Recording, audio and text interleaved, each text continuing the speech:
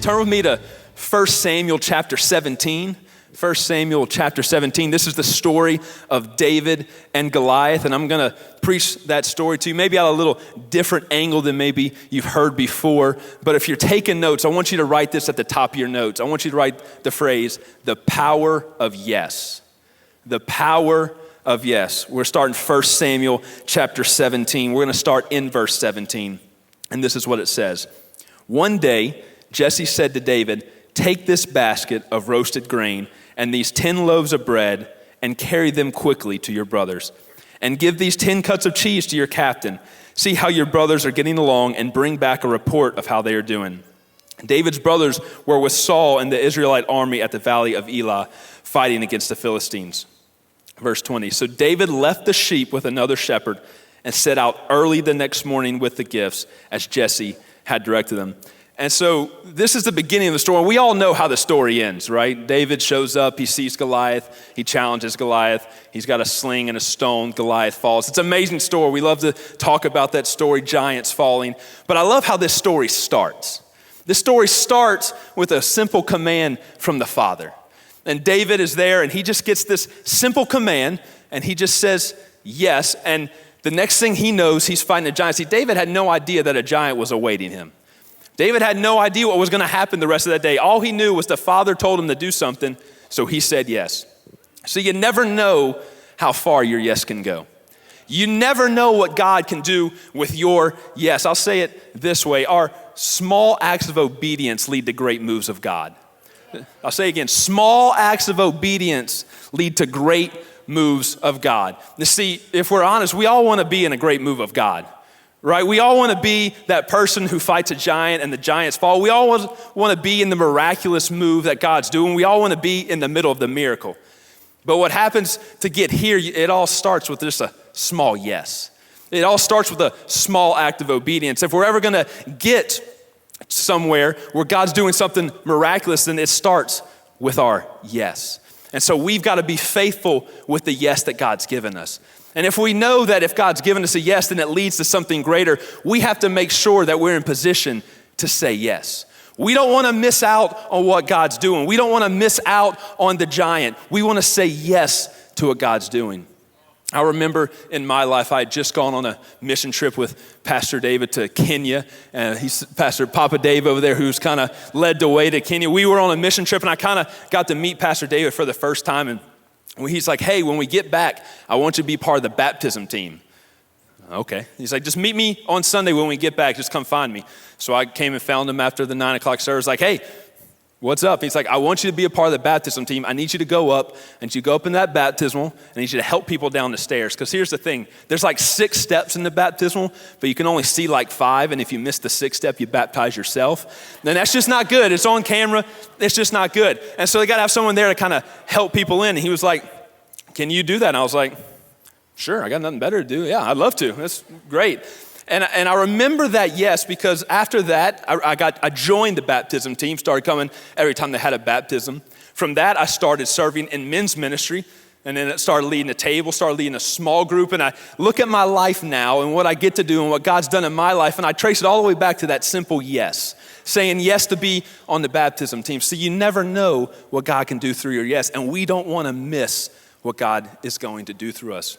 So I want to talk to you about tonight is just how do we position ourselves in the right place? How do we be the right person to make sure that we don't miss our yes? The first thing, if you're taking notes, write this down. The first thing we have to do is we got to be humble.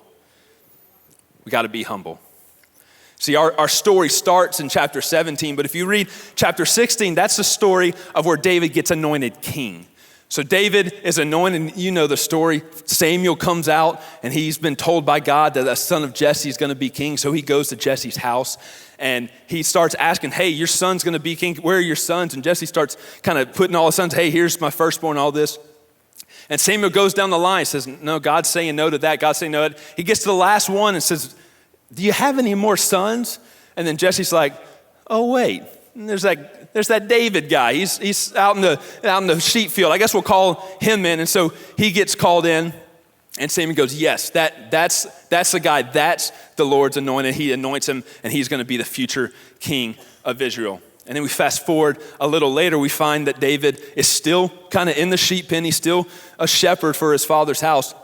And then his dad, who didn't even really remember him, asked him to bring bread and cheese to his brothers, who probably dislike him because he's anointed king and they're not. And David's like, I'm the anointed king.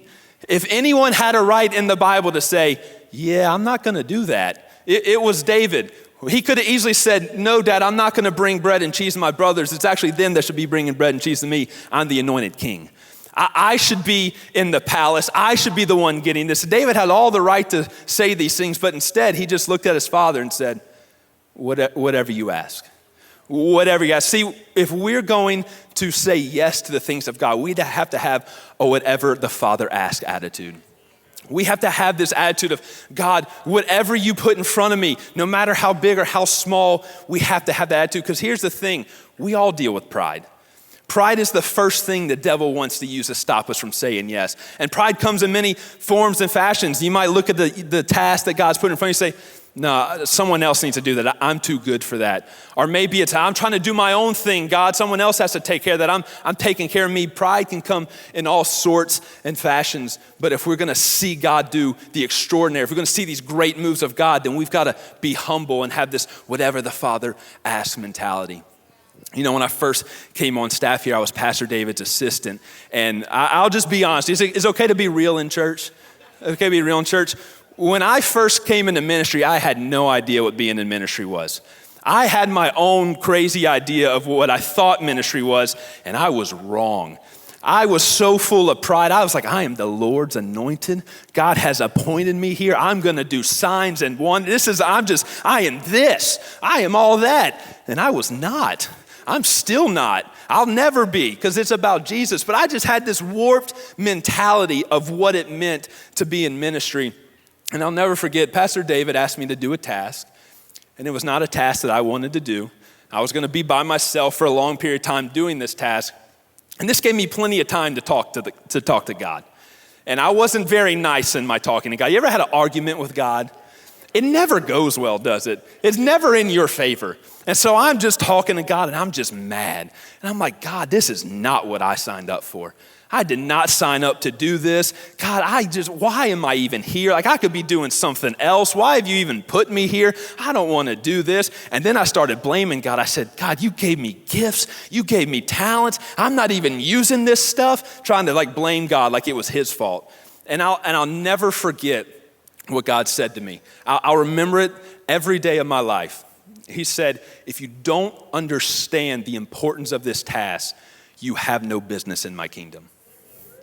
I know. Imagine hearing that. And I was just like, well, but here's what I learned that day. Here's the thing I learned that day, and I have to remind myself daily because I'm not there yet. I still struggle with pride. I still have to convince myself. I wish I could tell you that I always choose humility. It's not true, but here's what I learned that day, is there are no unimportant and insignificant tasks in the kingdom. There is nothing that is unimportant and insignificant if the Father gives it to you to do. If God has assigned you to do it, it doesn't matter what the world says about it. It's important to God. It's important to his house. It's important to his heart. Because the world, it doesn't understand. It's gonna say, hey, that's beneath you. Why would you give up your Saturday and go to Hams for Fams when you could be tailgating? Let somebody else do that. You don't need to do that. Why would you do all these things? You've got so much more to do. That's so beneath you. Why would you stand at a door and greet anybody? That's beneath you. But if it's important to God, it's important. If God assigns it to you, it's important. And we have to have this understanding that if God asks us to do anything, no matter what it is a privilege. If it's assigned by God, it doesn't matter what it looks like in the world, if it's lowly in the world or if it's high in the world. If God assigned it, it is a privilege that he would even think about us to do it.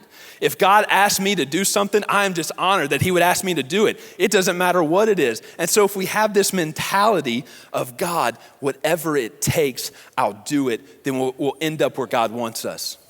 And I think about David because, again, David's the anointed king, right? David is the rightful heir to the throne. And so if I'm David, I'm probably thinking, how do I get to the palace? How do I end up at the palace? How do I end up where this is all supposed to happen? And if you read David's story, Goliath was really kind of the turning point in his life where he kind of starts down that journey. Now, it's a long journey, and it involves Saul trying to kill him in some caves, but it's really the thing that starts the journey for him to go into the palace. And so I think of this, it started with a simple task of bread and cheese, and it ends up leading him to the palace years later. But wonder if he would have said, I'm above bread and cheese, I'm destined for the palace. He might have missed the very thing that God was trying to use to get him to his destiny. I think one of the hardest things in life is to know what God has anointed you for and appointed you for and given you the gifts and talents to be and not be there yet. Because what happens is when you know what God's doing, you sometimes spend so much time trying to get there, you miss the God things that are right here and right now. You miss the things that God's trying to do in your life right here and right now. And so, I feel like there's some people in here, you know what you're called to. You know what God has for you. And I feel like I'm here to say, be faithful with what he's put in your hands. Be faithful with the simple yes, because it may be the very thing that leads you on your destiny. The thing you're striving and trying to get to, that simple yes you've been avoiding, that's probably gonna be the thing that catapults you in your destiny. If we would just be humble, God, whatever you ask, God, whatever you want, I'll do it. Then God will use that in ways we can never imagine. And then God will bring us into a place and we'll find ourselves in front of a giant and we'll go, how did I get here? Man, it's the faithfulness of God. It is the faithfulness. Number one, we got to be humble. Number two, write this down. Be mindful of haters. Be mindful of haters. We'll jump down to verse 26. David asked the soldier standing nearby, what will a man get for killing this Philistine and ending his defiance of Israel? Who is this pagan Philistine anyway, that he is allowed to defy the armies of the living God? And these men gave David the same reply. They said, yes, that is the reward for killing him. Verse 28, but when David's oldest brother Eliab heard David talking to the men, he was angry. What are you doing around here anyway, he demanded. What about those few sheep you're supposed to be taking care of? I know your pride and deceit. You just want to see a battle. You know, David shows that he's just being humble. He's just saying yes to what God has, and he's trying to figure out what's going on. And then his brother just starts saying stuff. Man, he assaults his job. He insults his heart. He just starts insulting him. And if I'm David, David's way more like Jesus than I am, because if I'm David, I'm like, yeah, you can worry about this yourself. I'm going back home. You can deal with this. I'll remember this when I'm king. Like that's the attitude I would have. But David didn't take care to the haters. He didn't say, he didn't let what was in his ear, those haters in his ear, stop him from his destiny. See, that there will always be haters on your road to what God's doing. For every yes God puts in front of you, there will always be a hater, because there's always people in the world that have no idea about the kingdom. See, there's kingdom principles and the world just doesn't get it. You know, the Bible says the first shall be last and the last shall be first. That's kingdom. But what the world says, if you're not first, you're last, and you need to do anything you can to get to first. And it doesn't matter what you do or who you sell out, just become first. It doesn't understand kingdom. The Bible says give, and it will be given to you. The world says keep, and then use what you keep to bless you. Just keep. They don't understand kingdom. The Bible says seek first the kingdom of God and all his righteousness, and all these things will be added unto you. The world says, hey, take care of yourself, only worry about yourself, and if you get yourself into a good enough place, then you can worry about other people, but not until you get to yourself to a good place. See, there'll always be haters because the world doesn't understand the kingdom. The world has no idea what God's trying to do, so it'll look down and say, man, this is dumb. What do you mean you're gonna take a week of vacation, hard-earned vacation, and use it for a mission trip? Man, why don't you go to the beach? What are you doing? What do you mean you're going to use your hard-earned money and sacrificially give in 320? Well, that doesn't make any sense. There will always be haters because they'll never understand the kingdom. And so we've got to learn to silence the haters. And you know how we silence haters? Wise counsel. See, there's haters, and then there's wise counsel. And here's the difference. See, haters don't care about you. Haters only care about themselves. They only care about their own agenda. They're selfish. They're prideful. All they care is about themselves. Wise counsel cares about you. They care about what you're doing. They care about what Jesus is doing in you. And most often, they care more about what God's trying to do in you than they even do about themselves. We got to have wise counsel in our lives. I have a group of guys that I meet with on a regular basis. And we bounce ideas off each other. We talk about struggles. We talk about things that we're doing. We talk about, hey, this is what God's leading me to do. And they're able to encourage me. They're able to say, hey, yeah, that is God. You should say yes. Because the haters are going to say, hey, don't do that. Doesn't make any sense. You need to go home, go worry about your sheep. But wise counsel say, hey, no, you need to step out in faith. They'll encourage you. When it gets hard, they're going to be the ones that say, hey, you can keep going. You can keep doing this. You can keep moving on. God's got you. They're there for you. But listen, wise counsel also has the ability to call you out. Anybody got some people that'll call you out? I got some people in my life, they don't care. They'll just call me out. They just say, hey, that's dumb. Don't do that. Okay. See, wise counsel also has the ability to look at what you're doing and say, hey, that's not God. And listen, this is important. Just because it doesn't agree with you doesn't mean it's a hater.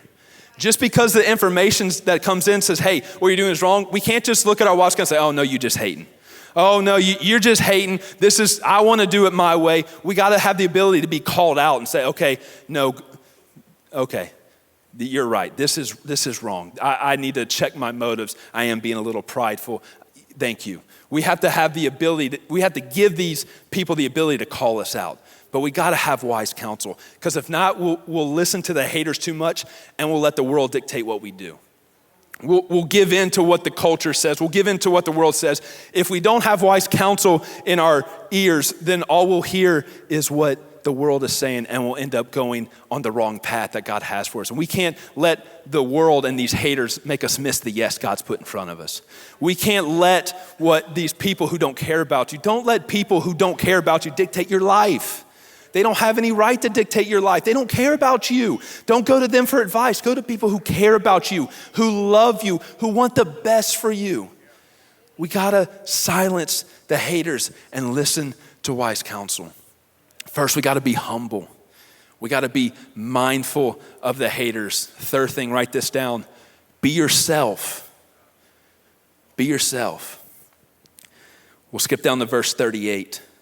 Then Saul gave David his own armor, a bronze helmet and a coat of mail.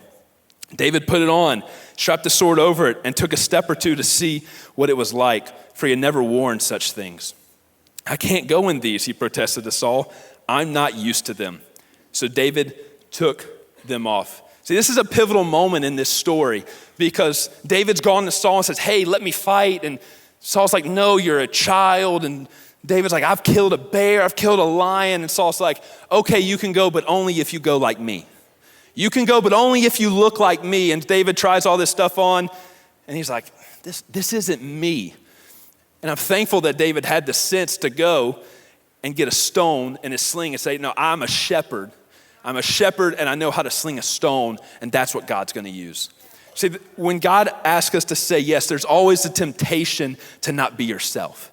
There's always the temptation to not go as yourself. And the things that fight against most about being yourself are comparison and insecurity. Looking around at other people and being insecure.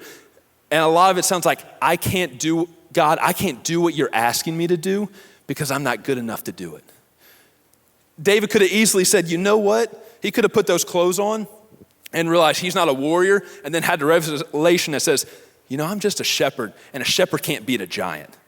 It's so easy. The devil loves to chirp in our ears and say, hey, God's called you to this, and you be like, oh, you can't do that. The devil wants to say, hey, you're not good enough to do that. You're not good enough to go on that. You're not good enough to preach. You're not good enough to do these things. You don't know enough Bible. You don't pray enough. You don't do all this stuff. He wants to take that from you and make you miss your yes. And I can remember in my life, I've been a part of this church, like Pastor Mike said, I've been part of church for 23 years. I grew up in this church. And I remember watching great men and women get on this stage and just preach and teach and do all these things, and the missionaries and evangelists, and just tell all these stories about all these amazing things that God is doing. And I was like, man, that's amazing. I'm so glad they're doing it because I can never do that. I'm so glad God called someone because it couldn't be me. And I remember my junior year of high school, I had this moment where all of a sudden, like for the first time in my life, I felt like God kind of mentioned the word ministry to me. It's like, hey, you might want to go do ministry. I think I've called you to that. And I was like, you didn't, you're wrong. And I just remember looking out, because I looked at those people and I looked at me and I said, I don't measure up. I don't measure up to what those people are doing. God, you can't use me. And that's the fight we have to take is, God, you can't use me. That's what the devil wants you to believe, is that God can't use you for whatever reason. But I'll tell you this, God has positioned you in the perfect place with the right gifts, the right talents, the right people around you in the right time. God has positioned you perfectly to say yes to whatever he's put in your life. God has positioned you perfectly. You have everything you need to walk out that yes. You have everything you need. You know, Pastor Mike was talking about Hands for Fams, and really you should sign up. It's amazing. But on the same day we do Hands for Fams, we have a cancer outreach that they go and they take turkeys and baskets to families who are affected by cancer. And you get the names from the hospital. They gather on the same day. They gather here, and then they go out on this outreach. And last year we had a volunteer go on this outreach for the first time. She had just gone through next steps, decided to get on the cancer ministry, served in the hospitals for a little bit, and got an email about serving on this day, and she said yes. Again, we're talking about the power of your yes and being yourself. So she shows up, she gets the turkey, gets the basket, gets the address, and she goes on her way. She gets there, she delivers, she starts talking to the lady, and while she's talking to this precious lady who's in need, she realizes there's no furniture in the house. There's none.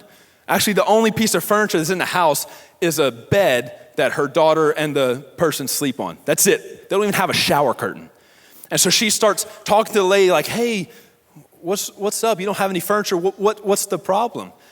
And the lady began to tell her, it's like, when I was diagnosed with cancer, I had to quit my job. And when I had to quit my job, I couldn't afford rent in my apartment. So I took all my stuff and I put it in a storage unit and I moved in with some friends. But the chemotherapy took longer than I thought, and I was out of work too long, and I couldn't pay the storage unit note, and so the storage unit sold off all my stuff. And so when chemotherapy ended, she was able to get back into an apartment with her daughter, but she had nothing. All she had was a mattress on the floor. Again, we're talking about being yourself and that God has positioned you in the right place. The volunteer, watch this, the volunteer just happened to be a real estate agent. She happened, again, I say happen in quotation marks because God was in control of this. She happened to be selling a house for a family whose mom had just died of old age. And her mom had one request. This mom had one request before she died. She said, to all her family, hey, you can come to my house, take whatever you want, but don't sell my stuff. Give it to someone in need or to a charity. So she is in the process of selling this house. So she just steps outside and makes a phone call and says, hey, I have a lady with no furniture. Could we take all this furniture and give it to her? The family's like, sure. And so she calls the church. We get a U-Haul. We get some guys. We load up this U-Haul. We give this lady 2 bedroom sets, full complete bedroom sets for her and her daughter. We give her a couch. We give her a kitchen table, a full living room, a dining room set, and a china cabinet. Come on, somebody. China cabinet. That lady didn't need a pastor. That lady didn't need probably anybody in this room. That lady needed a volunteer who was selling a house. God has positioned you in the right place. You have everything you need to be used by God. You don't look at what you're not. God doesn't want to use what you're not. He wants to use what you are. He doesn't care about what you don't have. He only cares about what you have. If you'll just give God what you have, then God can do what he does with it. Don't tell God what you're not and what you don't have. Just give him what you have. I think about the boy with the 5 loaves and the 2 fish. That can't feed 5,000 people. If someone came in here with 5 loaves of bread and a couple of baskets of catfish, how many know there's a lot of people gonna be hungry? But when you give it to Jesus, all of a sudden, this sack lunch feeds 5,000 people and has 12 baskets left over. Don't tell God what you don't have, just give God what you have. If you'll just be yourself, you don't need to be anybody else. God doesn't want to use, and he wants to use you. Where you are, with the people that you are with the circumstances that you have. You say, Dan, I'm not there yet. That's a good thing to say. If you say, hey, I don't have enough, I'm not good enough, that's great. That means you need God. If you say, hey, I'm not good enough to fight this task, that means God's got to show up. David wasn't good enough to beat a giant, but you know what he told the giant? Hey, I come to you in the name of the Lord. He didn't say, I come with you with armor. I come with you in the name of the Lord, and that's all you need. See, God wants to use you. All you have to do is let him. All he needs is your surrender. All he needs is your humility. All he needs is you just to say yes. Stop telling God that you can't do what he's placed in front of you and just step out and see what he does. We'll be humble. We'll be mindful of haters. We'll be ourselves. And the last thing we'll do is we'll be courageous. We'll be courageous. Verse 45, David replied to the Philistines, you come with me sword, spear, and javelin, but I come to you in the name of the Lord of heaven's army, the God of the armies of Israel, whom you have defied. Today the Lord will conquer you, and I will kill you and cut off your head. And then I will give the dead bodies of your men to the birds and wild animals, and the whole world will know there is a God in Israel. And everyone assembled here will know that the Lord rescues his people, but not with sword and spear. This is the Lord's battle, and he will give you to us. As Goliath moved closer to attack, David quickly ran out to meet him. And I'm not gonna lie, if I'm David and I'm standing in front of Goliath's a big man. You read in this chapter how much weight he carries in all his shield and his stuff. He is a large, very strong man, trained from birth to be a warrior. And he starts coming at David. I'm running the other way. David ran at him. He just takes off running. Sees Goliath, takes a sling, and just runs. He's crazy. Just runs. And we know how the story ends. Goliath falls. And here's what I want to end with. Sometimes the yes is bigger than you. And the last thing the devil will use is fear. Watch this. This is how the devil works. He starts with pride. If he can't get you with pride, he'll move on to haters. If he can't get you with haters, he'll move on to comparison, insecurity. And if those things don't stop you, the last thing he's coming with you against is fear. To say, hey, you can't do this. This is all the reasons this is going to go wrong. This is all the reasons that you can't do this. But here's what I'm here to tell you tonight. If you find yourself on the edge of a yes and you are scared to do it, let me tell you, if God brings you in front of a giant, the only result is that giant's gonna fall. There's only one thing that can happen. If God leads you in front of a giant, he says, hey, take on that giant, only one outcome can happen, and that's that the giant falls. It doesn't matter how big the giant is. It doesn't matter how scary the giant is. It doesn't matter how trained the giant is. It doesn't matter how weak you are or what you don't have. If he puts you in front of a giant, the only outcome that happens is the giant falls. That's it. So we just have to be courageous. The devil wants to grip you with fear, and fear paralyzes you. Fear keeps you still, and God's telling you, run. If you'll just run at it, if you'll just take what I put in your hands, and if you'll just run at it, watch as I make the giant fall. A sling and a stone and Jesus, and a giant fell. I believe there's people in here tonight, and your yes doesn't seem like a bread and cheese kind of yes. Your yes seems like a charge a giant kind of yes. I just want to encourage you, just start running. If you'll just start running, the giant's gonna fall, because he has to fall. And it won't be because of you, it won't be because of your skill, it won't be because of what you have. It'll be because God's on your side. Because he doesn't put you in front of a giant and leave you. He's in front of you. He's the one running in front of you. I promise you can't outrun God. You can start running that giant, but you know who's gonna get to that giant first? Jesus. You're not gonna beat Jesus to that giant. And he's gonna make it fall. You won't even get to him before he falls. All you gotta do is start running. If we're humble, if we're mindful of haters, if we'll just be ourselves and let God to use what we have, and if we'll just step out in courage, I promise you God will do miraculous things in our lives. And the great thing about it is at the end of the day, when we stand over the giant that's fallen, there'll be only one thing to say, and it'll be, look what God has done. Look what Jesus has done. It won't be, look at me, because you'll know it's not you. You can't kill a giant. And everybody will look and see, just like David said, everyone's gonna know that the Lord rescues his people. Everyone's gonna know that the Lord fights their battles. When you charge that giant, everyone's gonna know that the Lord fights your battles, and that he is on your side. And the great thing about it is when your giant falls, not only does it affect you, it affects everybody around you. That giant fall affected all of Israel. All of Israel was able to defeat the Philistine army in that moment because David stood up to his giant. It doesn't just affect you, it affects everyone around you. I'm here to tell you, God wants to use you. All you gotta do is say yes. I don't know what that yes is. It could be simple, could be going through next steps, getting on an outreach team, getting on a weekend team, or could be something bigger like starting your own business, writing a book. I don't know what your yes is, but you know what your yes is. And God's just asking you tonight, will you say yes? Will you say yes to what I put in front of you and watch what I will do?